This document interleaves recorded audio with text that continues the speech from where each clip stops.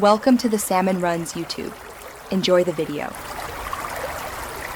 You start by putting the drivetrain in the easiest position, smallest cog so the wheel drops out cleanly.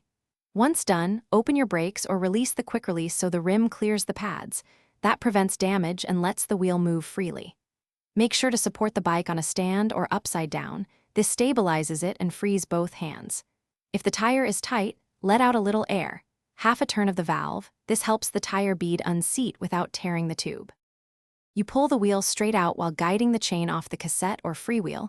On the rear, push the derailleur back to release tension. Once removed, lay the wheel flat and insert a tire lever under the bead, then hook a second lever a few inches away and slide around to free one side. Now take out the tube and rotate the tire, inspecting the inside and rim strip. You want to locate any embedded glass, wire, or torn tape that caused the failure, so it won't. You put a little air, just enough so the tube holds shape, and tuck it into the tire so it won't pinch. Then seat the bead onto the rim evenly, working opposite sides until the tire sits flush. Slowly inflate to the recommended pressure printed on the sidewall, checking the bead as you go. Reinstall the wheel into dropouts, center it, and secure the axle to the correct tension. Finally, reconnect and test the brakes. Spin the wheel to ensure it's true and has proper clearance.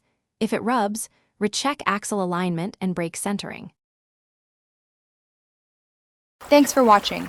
Consider subscribing if we helped you.